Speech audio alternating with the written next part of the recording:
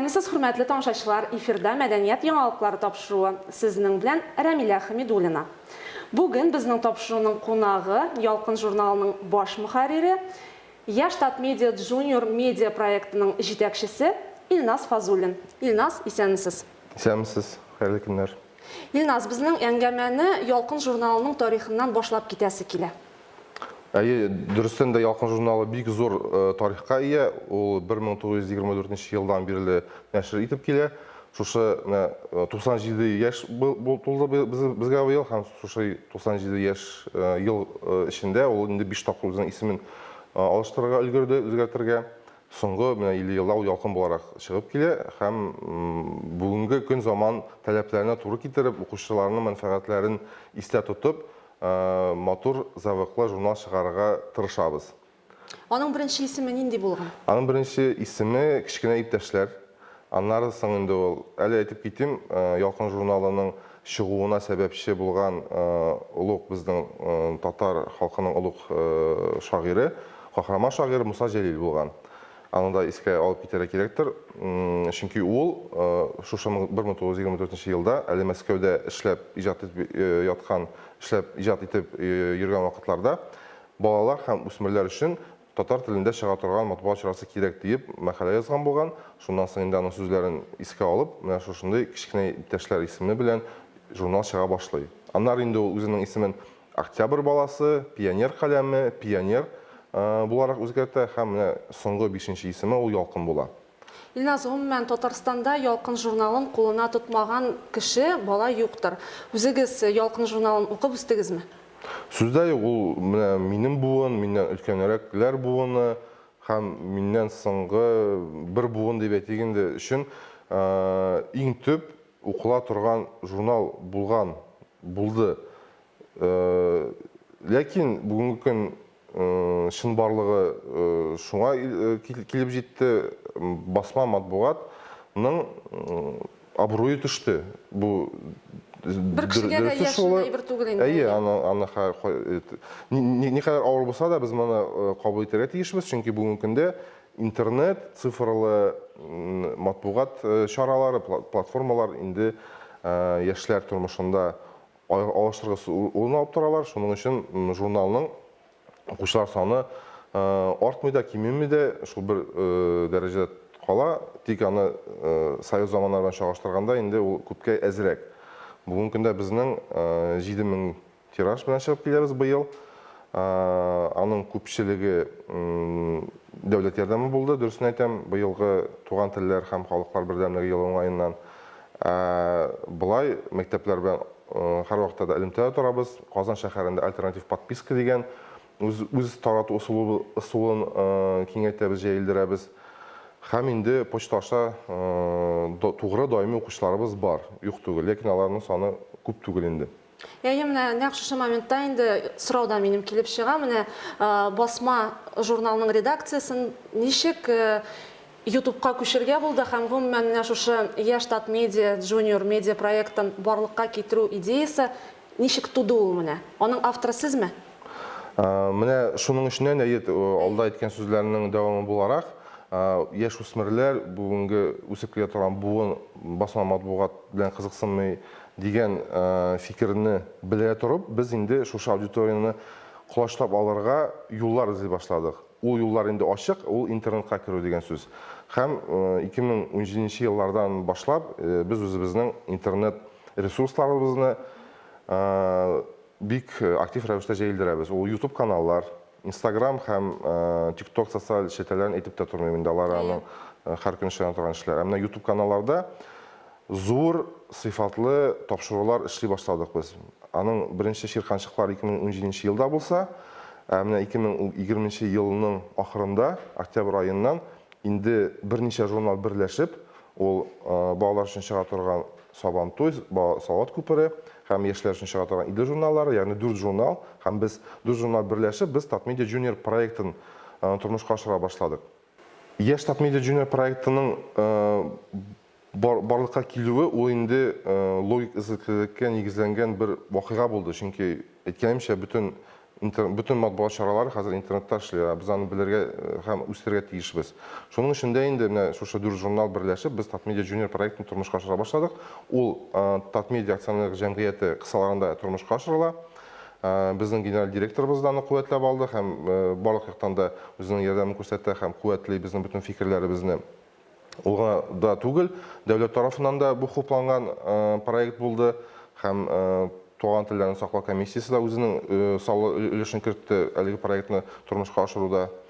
Һәм кыскача аңлатканда, Яшь Татмедиа Junior проектының асылы ул интернетта сыйфатлы татар телле тапшырулар булдыру. Анда төрле форматтагы, төрле жанрдагы тапшырулар бихисап. Гомумән без 30дан артык проектны эшләп киләбез бүген. Әлеге 4 журнал. Менә иң төп проектларны әйтеп устагыз иде. Әйе, мен гомумән карасак, мәсәлән, балалар өчен анда бар күңелле әлифба дигән хәрефләрне өйрәтә торган тапшыру. Инде үсмерләр өчен безнең журнал редакциясе тарафыннан эшләнә торган тапшырулар, ул мәсәлән, әйдә киттек дигән мисалга китерелгән. Моның бу тапшыруның мәгънәсе һәм асылы нәрсәдән гыйбарәт? Исемне аңлашыла инде, без кем караучыларны чакырабыз каядыр. Без төрле районнарга барып, ул җирлектәге үсмерләрнең, балаларның кызыксынулары турында сөйлибез, аларга нинди мөмкинлекләр бар икәнлеге турында сөйлибез. Һәм шу әлеге тапшыруларны матур, җиңел форматта эшләп тапшырабыз тамашачы хозурына. Сүз уңайына менә безнең Әлмәткә килүебез дә юкка түгел. Бүген димәк сезнең иҗади командагыз әйдә киттек Әлмәткә дигән инде. Дөрес, без бүген инде икенче тапкыр киләбез Әлмәткә, чөнки беренче тапшыру чыкты. Аны безнең үзебезнең команда эшләде.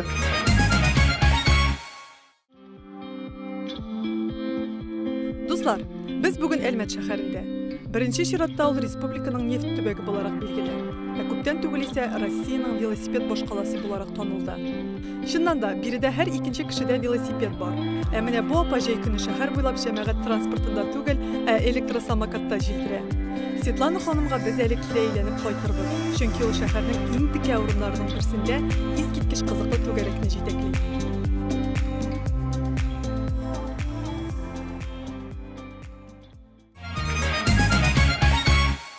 Менә икенчесен бүгенге килгән, бүген төшергән тапшыруны инде әлмәтлеләр үзләре эшләделәр.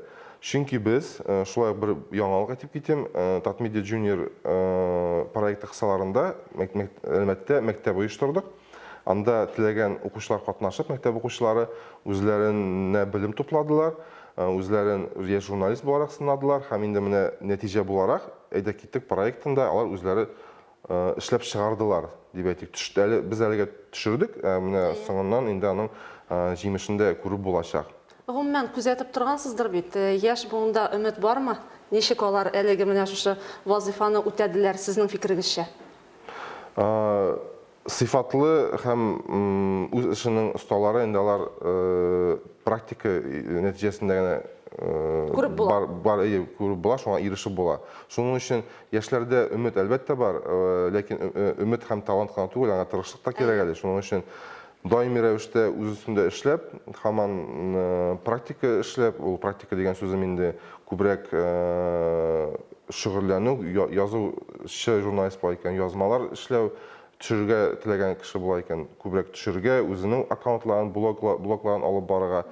Шуның нәтиҗәсендә алабызда инде өметле яшь журналистлар буын үсеп чыгыр дип уйлыйм.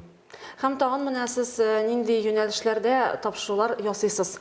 Анда сезнең сораштыргалау дигән тапшыру мин күргәнем интервью форматында. Дөрес, санап китсәң бик күп формат, менә әйткәнемчә, алар 30да артык килеп чыга. Ягъни менә санасаң, әйдә киттек, ул travel формат, сәяхәт форматы. Шулай безнең үзебезнең студиябыз бар Казанда. Ул җиһазландырылган, бик креатив, заманча итеп җиһазландырылган, кызыксынган кешеләр кирип карасыннар. Әлеге студиядә без төшерәбез төрле интервью форматларын. Анда ике кеше бер-берсенә сорау биреп утыра. Ул монолог формасында да булган интервьюлар бар, ягъни сорау бирүче күренми, җавап бирүче генә була кадрда. Шулай ук төрле интеллектуаль уеннар бар безнең. Мәсәлән, Буын Battle дигән тапшыру. Аның асылында Аның мәнәсе нәрсәдән гыйбарәт? Студияга 2 буын вәкиле килә һәм алып баручыларга бер сорау бирә. Әлеге сорауга төрле буын вәкилләре ничектер җавап бирү күзәтү бик кызык.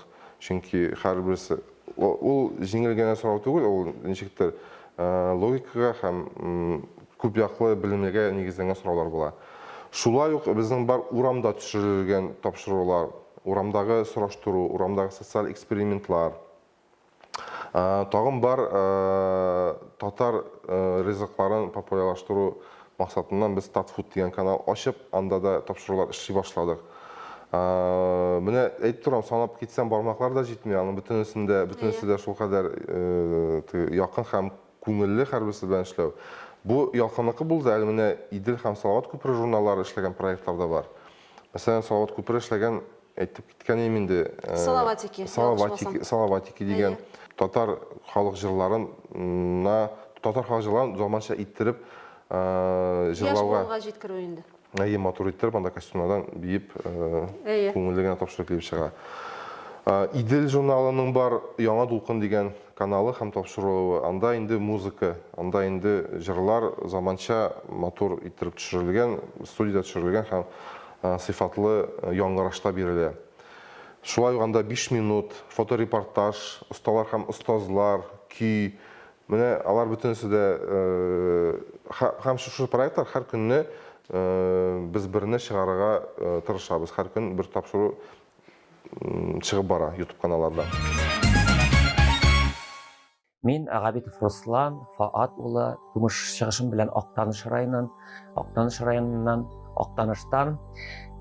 Безнең як җыр-моңга бик нык сәләтле, бай район. Укыдым мин Алабага мәдәният училищесында укыдым. Белемем режиссер, мин театраль режиссер. Соңыннан мин Казанга эшкә килдем һәм тормышым Казанда дәвам итте. Мин монда төпләндем, гаиләм, балаларым бар. Һәм инде менә шушы фольклор шигыре белән шигырьләдем һәм инде бүгенге көндә риваять этно төркеменең җитәкчесе булып эшлим. Бу уен коралы күптән бик борынгы дәверләрдән бирле таныш, билгеле, мәгълүм уен коралы. Бу уен коралы киң таралган Урта Азия халыкларында, Кавказда бик таралган. Әлбәттә инде безнең татарның тарихы борынгы төрки халыклар белән бәйле. Шуңа күрә бу уен коралы безнең халыкта булу бер дә сер түгел. Сырнай дип әйткәч, сыр сүзе камыш дигәннән аңлата. Менә бу камыш өлеше, май дигән өлеше мөгез. Чыннан да бу камыштан һәм мөгездән ясалган уен коралы. Аның төрләре бар.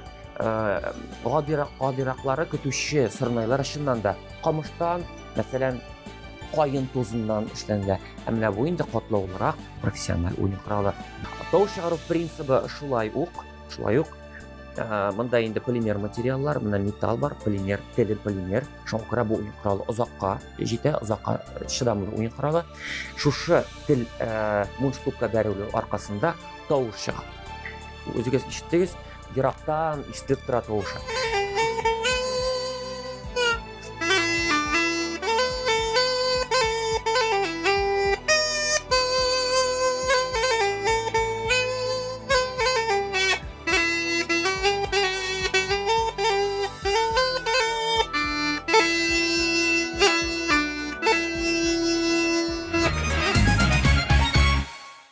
Мәдәният һәм сәнгать өлкәсендә дә сез бик актив эшлисез. Яшьләрне танытасыз. Тырышабыз, менә шул максаттан безнең Туфан каналы барлыкка килде. Туфан каналы гомумән шигырь яратучыларга, шигырь сөйләүчеләргә багышланган канал. Анда яшь шагыйрьләр, шагыйрәләр үзләренең шигырьләрен сөйлиләр. Шулай шигырь сөйләргә яратучылар да төрле авторларның шигырьләрен сөйлиләр. Һәм аларны видеога төшереп, без үзебезнең каналга урнаштырабыз. Кайберләре төрле шулай ук дәрәҗәдәге анда бар тапшырулар, кайберләре гади генә төшерелгән, басып кына сөйләгән, кайберләре инде шигырь клип дәрәҗәсендә эшләнгән. Шигырь клип ул нәрсә? Анда сюжет бар, анда ул берничә урында төшерелгән һәм шул вакытта кеше үзенең матур иттереп, эшкерсез иттереп шигырь сөйли. Бик матур клип чыга һәм бик үтемле. Тамашачыларга ошый. Дәһрилеккә күскән разибәндә, заманында кылган дугалар, шулар гына һиңә тиеп язган байгыш кына шигырьләрдә аңлар. Һиңә укыганда балкый ине, һөю турында кыскырып, шигырьләрнең һәрбер һүзе, өне, камил кеүек ине юлдары. Әле бакһаң, бер килбетһез, көйһез, һүзсезмәһе булган ул икән. Нинде хистәр кулда йөрөткән бит. Хәзер килеп һинһез көн итәм. Шигырь язып, һөю асрау мөмкин түгел, әйе, билдәле.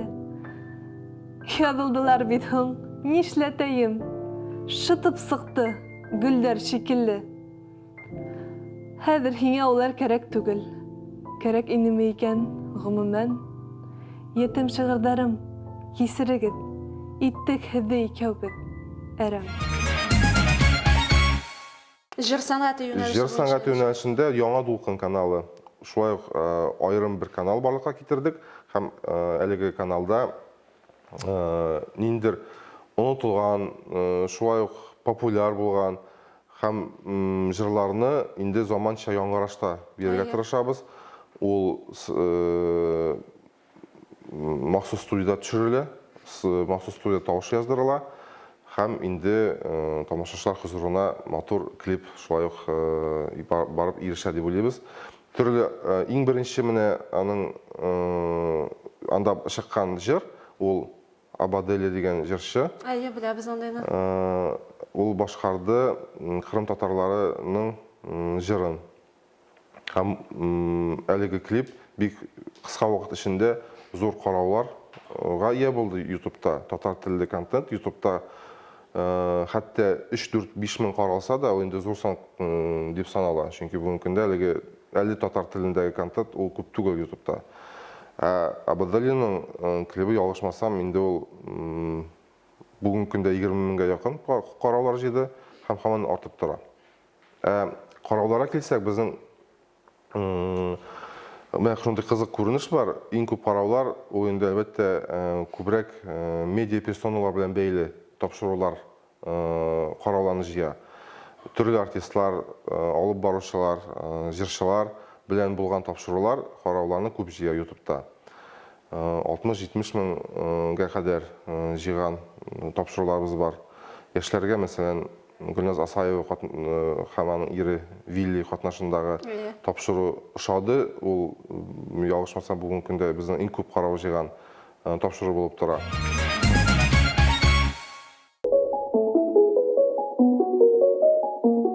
Сәлам, дуслар. Мин Гөлназ Асаева. Мин Вилли. Безне бик үзенчәлекле тапшыруга чакырдылар. Без инде бер-беребездән интервью алырга тиешбез. Демәк, без башлыйбыз. Иң беренче сорауны мин сиңа бирәм, яме? Я. Киттек. Безнең беренче свидание кайда булды? Уфа, воздух. Шуннан. Нәрсә эшләдек без анда? Мине күргәч нинди хисләр кичердең? Үстилә биргә. Биштиле. Ну, син бит беләсең, бары сөйлим дә. Кара. Минем өчен сөйләмисең, син тамашачылар өчен сөйләсең бит. Ага. Сөйлә. Килеп кердек воздухка. Кемнәр белән? Без үзебезнең группа белән гастрольдә йөргән. Гөлназ утыра җыйган үзенең дусларын. Үзенең җегетләрне. Без Гөлназ белән договаривались о встрече. Ул җыеп Ул утырган. мине свиданиегә чакырды. Мин бөтен җегетләрне җыеп утырдым монда. Үземнең кемнәр бар? Рәхмәт, әйтәм. Рәхмәт, Гөлназ. Яхшы свидание булды. Илнас, менә хәзерге вакытта безнең тапшыруны караучы сәләтле яшьләребез сезнең тапшыруларыгызның геройлары була алалармы? Аларга моның өчен нәрсә эшләргә кирәк? Әлбәттә, без һәр вакытта да ачык. Безнең белән элемтәгә керү бик җиңел, төрле социаль шәбәкәләрдәге аккаунтлар аша элемтәгә кереп була.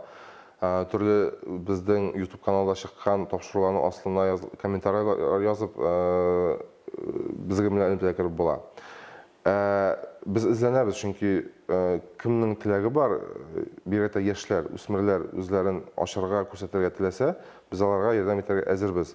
Илнас, бик зур рәхмәт сезгә шушындый кызыклы һәм эчтәлекле әңгәмәгез өчен. Ешрак әйдә киттек Әлмәткә дип әйтерсез дип уйлыйм. Амин, шулай булсын. Әле килебез тагын. Бик зур рәхмәт безнең тапшыруда кунак булып катнашканыгыз өчен. Сезгә рәхмәт. Шуның белән тапшырубыз ахырына якынлашты. Луч Әлмәт телеканалында очрашканга кадәр сау булыгыз.